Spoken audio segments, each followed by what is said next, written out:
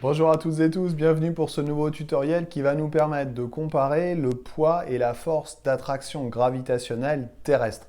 Souvent, quand on fait des exercices de mécanique et qu'on demande aux élèves de faire un bilan des forces, ils vont nous dire, eh bien, la personne ou l'objet, le corps, subit son poids et la force gravitationnelle universelle, mais en fait, c'est la même force. Alors, on va expliquer ça tout de suite.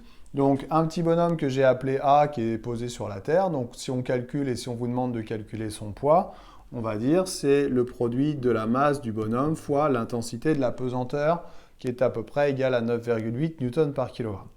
Si maintenant on vous demande de calculer la force d'attraction gravitationnelle terrestre appliquée au bonhomme, donc j'ai fait la même représentation, évidemment le dessin n'est pas à l'échelle, n'est-ce pas?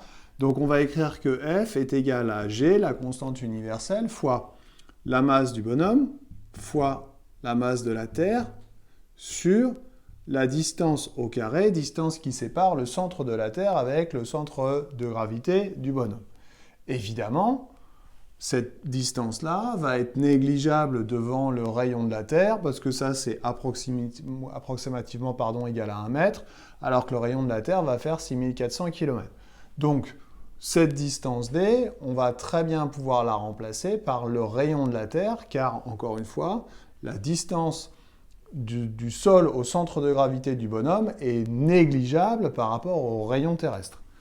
La force gravitationnelle devient G fois ma fois masse de la Terre sur le rayon de la Terre au carré. Que je peux écrire aussi G fois mt sur RT carré fois ma. Et qu'est-ce que je vois? Je vois que là, j'ai une constante, là, j'ai une constante, là, j'ai une constante. Donc tout ça, c'est une constante. Et si je fais le calcul de cette constante, on s'aperçoit que c'est la même valeur que l'intensité de la pesanteur petit g. Donc en fait, petit g, c'est quoi?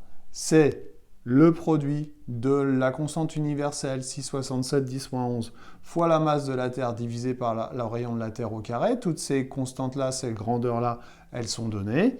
Et on obtient une formule du poids qui est donc une formule simplifiée de la force d'attraction gravitationnelle universelle dans le cas de la Terre.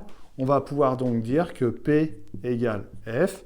Attention donc, quand on a un exercice de méca, de ne pas dire que le bonhomme A subit à la fois son poids et la force d'attraction gravitationnelle universelle, car c'est la même.